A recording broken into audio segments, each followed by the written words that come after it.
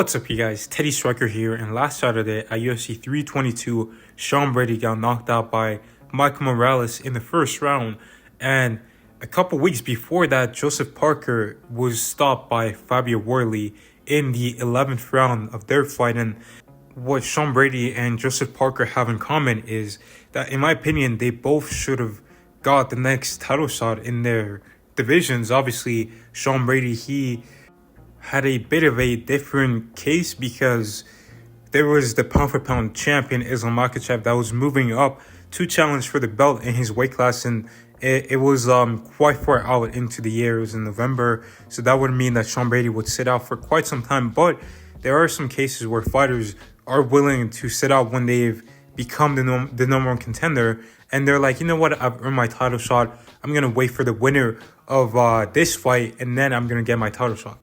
Or Sean Brady could have volunteered himself as the backup, and he should have been campaigning for himself as, I'm the number one contender, I'm next in line, I'm going to weigh in as a backup, not only for the title fight in Canada when JDM took on Bilal. I'm going to be the backup for that fight, but I'm also going to be the backup for this fight with Islam and JDM. But instead, Sean Brady was offered a fight, and he said, yes, I will take this fight.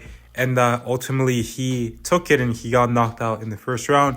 And with Joseph Parker, he was supposed to fight Daniel Dubois all the way back in February of this year. And that was going to be for the WBO title. And the winner of that fight would eventually unify all the belts with Alexander Usyk in an undisputed title fight. Obviously, Usyk was still the undisputed champion. He got stripped of the WBO.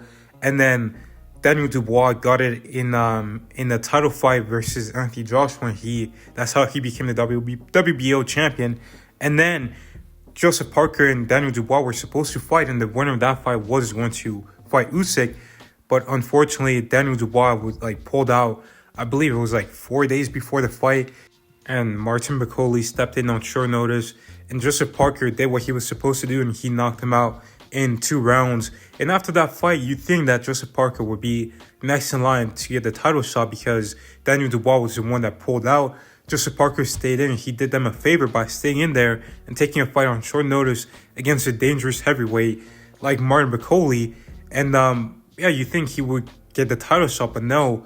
Instead of giving it to Joseph Parker, they booked Usyk versus Daniel Dubois for the second time, even though Daniel Dubois had pulled out of a fight with Joseph Parker because technically Dubois was still the WBO champion. But Joseph Parker was on a 6-fight winning streak that included wins over Zhilei Zhang, Deontay Wilder, and of course the knockout over Bakole.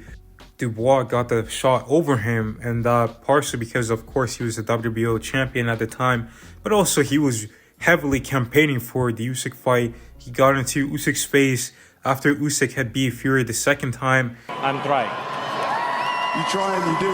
Daniel, 1 second, let him have his moment. Daniel, no. Usyk, I want my revenge. I want my revenge, Usyk. Well done on tonight. Well done on tonight. God bless. I want my revenge for the robbery last time. Let's get it. Let's go. Let's go.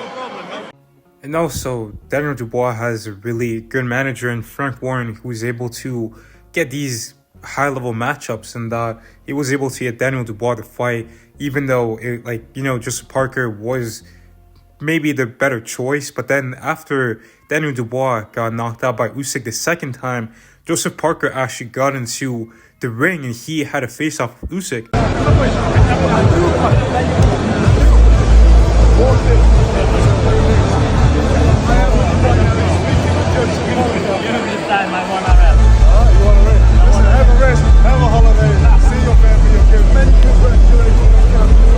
And obviously, Joseph Parker was a lot more respectful than Daniel Dubois, but Usyk kind of brushed it off. He's like, yeah, give me time, let me rest.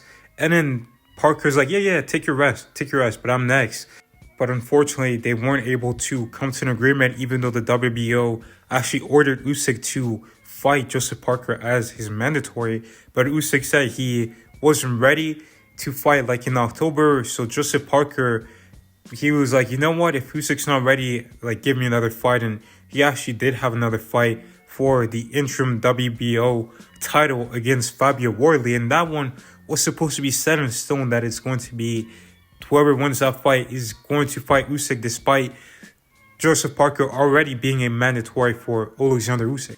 And Joseph Parker, he wasn't really like, obviously he wanted to fight Usyk, but he was fine with taking another fight that would get him a step closer instead of really campaigning hard for that deserved fight with Usyk that he had. But because he's the type of guy that is willing to fight anyone and really fully like go out of his way to be undeniable, that's what might have cost him his title shot against Usyk.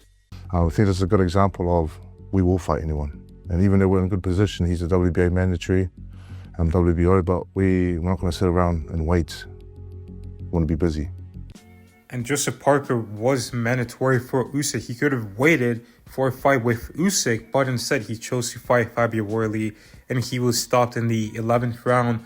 Unfortunately, instead he could have potentially chose to wait and really campaign for that Usyk fight, call him out. You know, you don't have to be like disrespectful about it, but just you maybe push it a little bit more just so that people know what you want, and that Usyk also is like, okay, like you're letting him recover, but maybe next year you're going to go out there and you're going to fight him. But instead he chose to stay busy.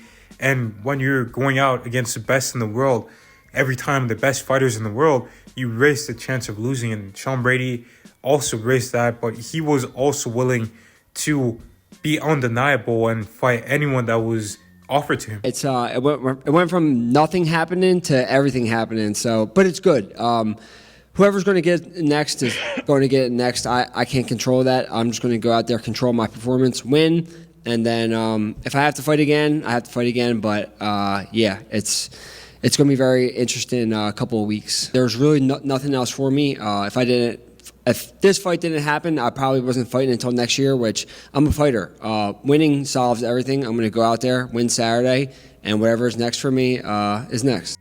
And, you know, as much as it sucks what happened to these guys, I kind of understand why they decided to fight instead of waiting for their title shot. And they have to fight because that is like their main source of income. And when you don't fight, you don't get anything coming your way.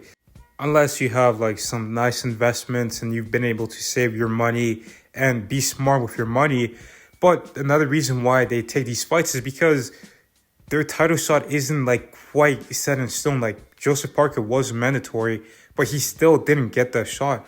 Sean Brady took out the #1 contender, the former champion, and he still wasn't considered as like a backup. And the UFC, like they offered him to fight someone else instead of being like, hey, you know what, you're next in line, kid. They told him, fight this guy and then you can get a title shot. So sometimes it's not like set in stone, but sometimes if you say no and if you really campaign hard for your title shot, maybe sometimes they might come around and give it to you.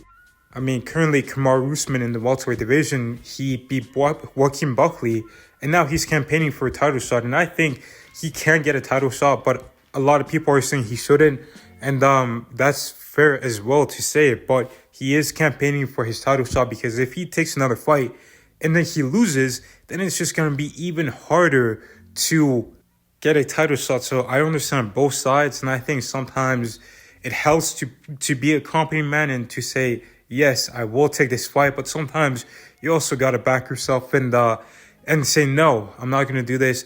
I've earned my title shot, and I'm going to wait for my title shot. I'll be the backup fighter. I'm going to call this person out, and this is what's going to happen. So sometimes that's a gamble, of course, but maybe sometimes you got to just roll the dice with that. But let me know your guys' thoughts down below. Thank you guys for watching. God bless, and I'll see you in the next one.